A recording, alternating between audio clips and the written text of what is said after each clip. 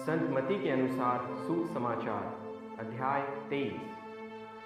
तब यीशु ने भीड़ से और अपने चेलों से कहा, शास्त्री और फरीसी मूसा की गद्दी पर बैठे हैं, इसलिए वे तुमसे जो कुछ कहे वह करना और मानना, परंतु उनके से काम मत करना, क्योंकि वे कहते तो हैं पर करते नहीं।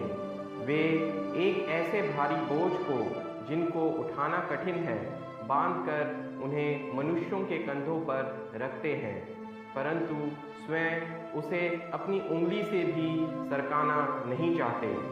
वे अपने सब काम लोगों को दिखाने के लिए करते हैं। वे अपने ताबीज़ों को चौड़ा करते और अपने वस्त्रों की कोड़ें बढ़ाते हैं। भोज में मुख्य मुख्य स्थान और सभा में मुख्य मुख्य आसन, बाजारों में नमस्कार और मनुष्य में रब्बी कहलाना उन्हें भाता है, परंतु तुम रब्बी ना कहलाना, क्योंकि तुम्हारा एक ही गुरु है और तुम सब भाई हो। पृथ्वी पर किसी को अपना पिता ना कहना, क्योंकि तुम्हारा एक ही पिता है जो स्वर्ग में है, और स्वामी भी ना कहलाना, क्योंकि तुम्हारा एक ही स्वामी है अर्थात मसीह। जो तुम में बड़ा हो वह तुम्हारा सेवक बने। जो कोई अपने आप को बड़ा बनाएगा वह छोटा किया जाएगा, और जो कोई अपने आप को छोटा बनाएगा वह बड़ा किया जाएगा। हे कपटी शास्त्रियों और फरीसियों, तुम पर हाय, तुम मनुष्यों के लिए स्वर्ग के राज्य का द्वार बंद करते हो, ना तो स्वयं ही उसमें प्रवेश करते हो और ना उसमें प्रवेश करने वालों को प्रवेश करने देते हो। हे कपटी शास्त्रियों और फरीसियों, तुम पर हाय, तुम विधवाओं के घरों को खा जाते हो और दिखाने के लिए बड़ी देर तक प्रार्थना करते रहते हो, इसलिए तुम्हें अधिक दंड मिलेगा। हे कपटी शास्त्रियों और फरीसियों, तुम पर हाय, तुम एक जन को अपने मत में लाने के लिए सारे जल और थल में फिरते हो, और जब वह मत में आ जाता है तो उसे अपने से दुना नरकीय बना देते हो।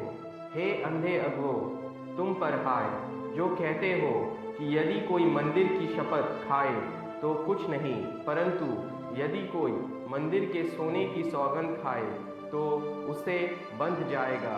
हे मूर्खों और अंधों, कौन बड़ा है, सोना या वह मंदिर जिससे सोना पवित्र होता है?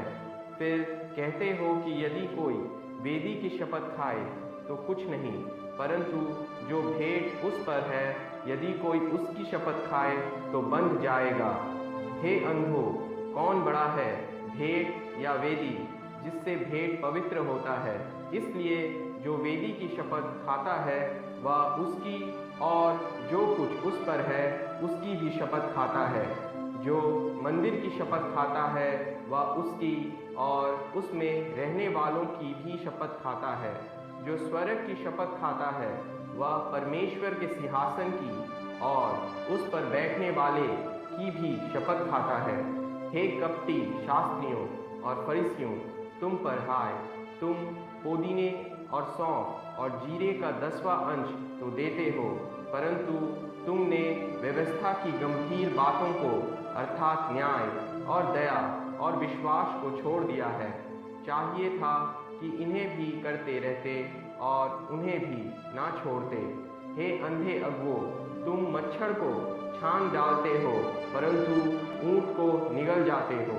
हे कपटी शास्त्रियों और फरीसियों, तुम पर हाय, तुम कटोरे और थाली को ऊपर ऊपर से तो मांजते हो, परंतु वे भीतर अंधेर और असंयम से भरे हुए हैं। हे अंधे फरीसी, पहले कटोरे और थाली को भीतर से मांज कि वे बाहर से भी स्वच्छ हो। हे कपटी शास्त्रियों और फरीसियों, तुम पर हाय, तुम चूना फिरी हुई कब्रों के समान हो, जो ऊपर से तो सुंदर दिखाई देती है, परंतु भीतर मुर्दों की हड्डियां और सब प्रकार की मलिनता से भरी है। इसी रीति से तुम भी ऊपर से मनुष्यों को धर्मी दिखाई देते हो, परंतु भीतर से कपट और अधर्म से भरे हुए हो। हे कपटी शास्त्रियों और फरीसियों, तुम पर हाय, तुम भविष्यवक्ताओं की कब्रों संवारते हो और धर्मियों की कब्रें बनाते हो और कहते हो, यदि हम अपने बाप दादाओं के दिनों में होते तो भविष्यवक्ताओं की हत्या में उनके साझे ना होते। इससे तो तुम अपने पर आप ही गवाही देते हो कि तुम भविष्यवक्ताओं के हत्यारों की संतान हो। अतः तुम अपने बाप दादों के पाप का घड़ा पूरी तरह भर दो। हे सांपों, हे करैटों के बच्चों, तुम नरक के दंड से कैसे बचोगे? इसलिए देखो, मैं तुम्हारे पास भविष्यवक्ताओं और बुद्धिमानों और शास्त्रियों को भेजता हूँ, और तुम उनमें से कुछ को मार डालोगे और क्रूस पर चढ़ाओगे, और कुछ को अपने आराधनालयों में कोड़े मारोगे, और एक नगर से दूसरे नगर में खदेड़ते फिरोगे, जिससे धर्मी हाबिल से लेकर बिरिक्याह के पुत्र जकरयाह तक, जिससे तुमने मंदिर और वेदी के बीच में मार डाला था, जितने धर्मियों का लहू पृथ्वी पर बहाया गया है, वह सब तुम्हारे सिर पर पड़ेगा। मैं तुमसे सच कहता हूँ, ये सब बातें इस समय के लोगों पर आ पड़ेगी। हे यरूशलेम, हे यरूशलेम, तू भविष्यवक्ताओं को मार डालता है और जो तेरे पास भेजे गए उन पर पथराव करता है। कितनी ही बार मैंने चाहा कि जैसे मुर्गी अपने बच्चों को अपने पंखों के नीचे इकट्ठा करती है, वैसे ही मैं भी तेरे बालकों को इकट्ठा कर लूं, परंतु तुमने ना चाहा। देखो, तुम्हारा घर तुम्हारे लिए उजाड़ छोड़ा जाता है, क्योंकि मैं तुमसे कहता हूँ कि अब से जब तक तुम ना कहोगे, धन्य है वह जो प्रभु के नाम से आता है, तब तक तुम मुझे फिर कभी ना देखोगे। If you like this video, then please share, click on the like button and don't forget to subscribe for more such videos.